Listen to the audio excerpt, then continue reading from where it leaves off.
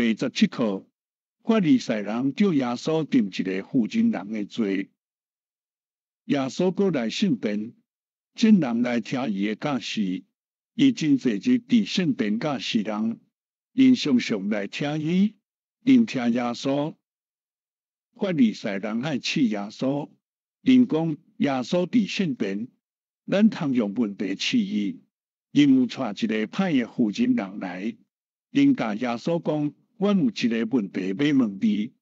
这个负真人做歹，伊有丈夫，总是伊甲别人大，伊真歹，阮就用石头定伊吗？”耶稣拢无讲什么话。法利赛人讲：“阮有掠这个负真人来，咱的律法面定咱用石头定伊，伊有犯罪。咱的律法面定咱用石头定死这个歹的负真人。咱的律法面定咱定死伊。你面定阮安怎？伊甲别人大，你有面定阮用石头定死伊吗？你安怎定伊的罪？”耶稣看下骹，伊无爱听这个代志。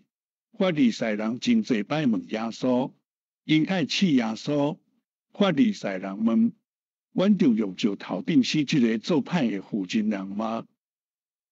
耶稣甲法利赛人讲：“恁若有人无犯罪，伊通先用石头定死伊。”耶稣看下骹，有一个法利赛人离开圣殿，以后搁一个人离开，以后搁有一个人离开，因拢转去。法利赛人拢离开圣殿，只有耶稣甲迄个负真人伫遐。